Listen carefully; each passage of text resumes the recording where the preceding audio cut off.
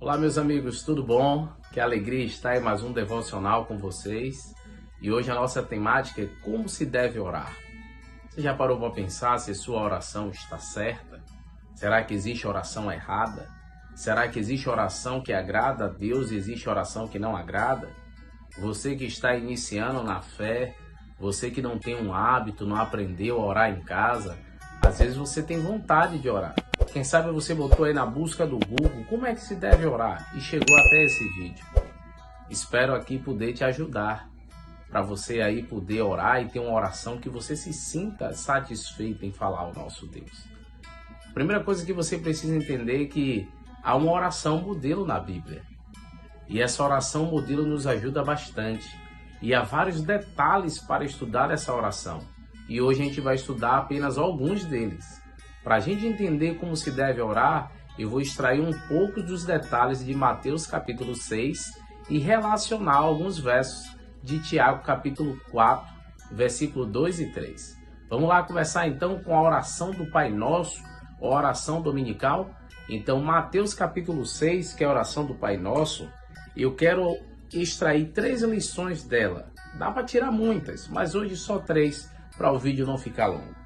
Se você olhar no verso 9, que é o início aí do Pai Nosso, diz assim: portanto, vós orareis assim: Pai nosso que estais no céu.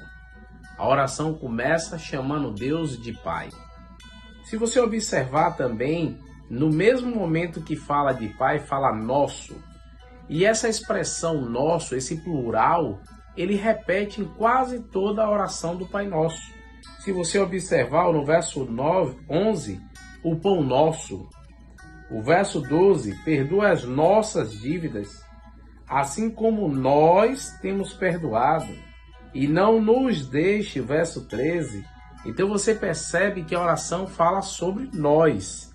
E a outra expressão que eu quero trabalhar com vocês é o finalzinho do verso 13, que diz: pois teu é o reino, o poder e a glória para sempre.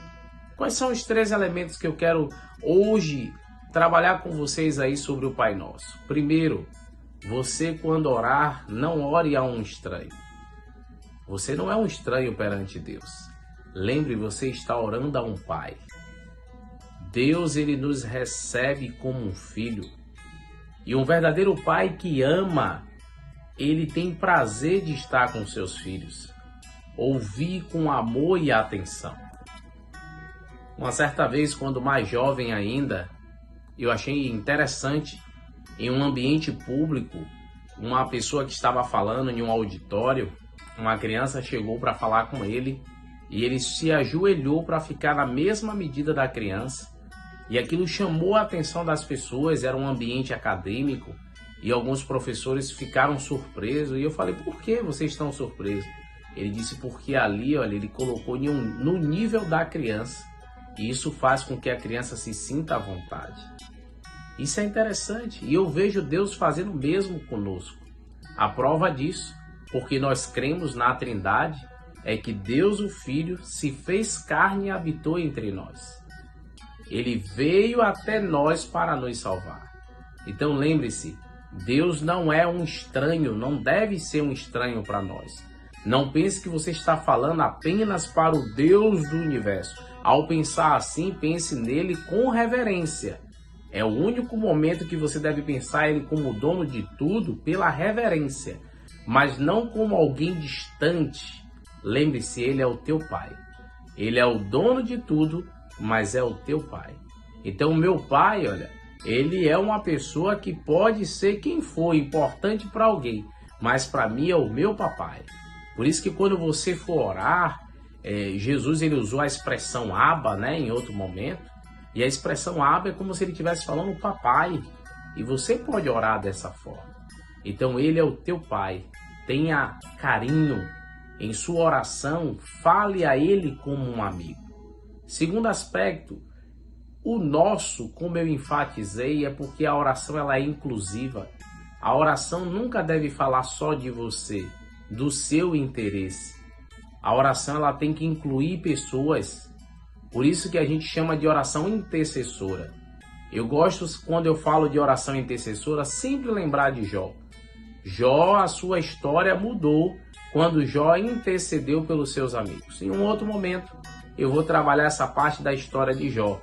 Jó estava ali sendo massacrado pelos seus amigos, e quando ele intercedeu pelos seus amigos, porque Deus disse que só perdoaria seus amigos se Jó intercedesse por eles. E ali Jó foi restituído tudo, e seus amigos também foi livre, porque Jó intercedeu por eles. Mas aí eu trabalho isso em outro ponto, tá certo com vocês? Mas se quiser já adiantar e ler, leia lá o último capítulo de Jó para você entender melhor. Mas voltando aqui para o nosso amigo é inclusão. Então em sua oração, inclua pessoas. E o terceiro, nós oramos para que o reino de Deus seja estabelecido. Primeiro, amigos, na sua vida, o reino seja estabelecido, a soberania de Deus sobre você. Deus, ele quer habitar na sua casa, na sua vida, no seu coração. E também para que você alcance o reino vindouro. O reino como? A vida eterna. Mas eu disse também que eu queria relacionar com Tiago. Porque nesse nosso, olha, quando você olha, que foi o aspecto aí segundo que enfatizei, quando você vai lá para Tiago, capítulo 4, é porque às vezes a oração a gente ora e querendo que Deus atenda segundo a nossa vontade. E a gente às vezes ora muito pensando em nós e não recebe. Por quê? Porque é uma oração muito direcionada para si mesmo. E aí Tiago no verso 2 ele diz assim, ó, cobiçais e nada tendes, matais e invejais e nada podeis obter, viveis a lutar e fazer guerra e nada tendes, porque não pedis. Então Tiago diz, olha, existe a inveja, a cobiça, tudo isso porque vocês não pedem a Deus. Não precisa pedir e ficar invejando ao próximo. Peça a Deus que ele vai dar. Aí ele diz, olha, pedis e não recebeis porque pedi mal, para esbanjardes em vossos prazeres. Então aí agora Tiago fala algo importante. Muitas das vezes a gente pede e não recebe porque é só para o nosso próprio interesse. Lembra aí que eu já falei em outros vídeos? Deus quer nos abençoar para a gente ser canais de bênção. Se for só para a bênção parar em você, Deus não vai te abençoar. Deus quer que a bênção venha até você e chegue na vida de outros. É assim que é a vida do crente.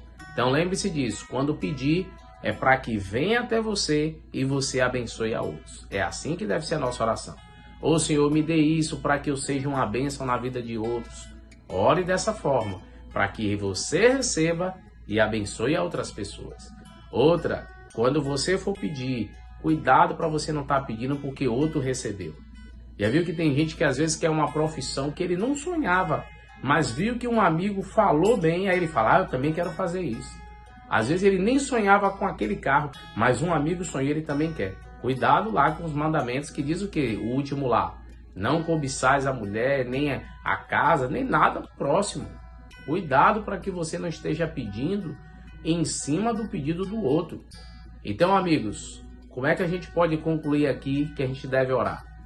Lembrando que Deus é o nosso Pai, incluindo as pessoas, não sendo egoísta em nossa oração, não pensando só em nós, buscando ser canais de bênção, buscando permitir que o reino de Deus seja estabelecido em nós e buscando em nossa oração para que o reino vindouro venha e a gente alcance as mansões celestiais.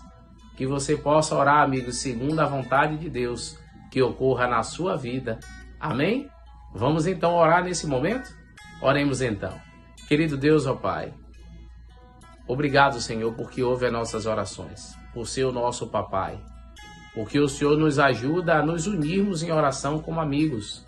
Estamos aqui orando como amigos e irmãos. Ó Senhor, que a nossa vontade não prevaleça, mas sim a Tua, Senhor.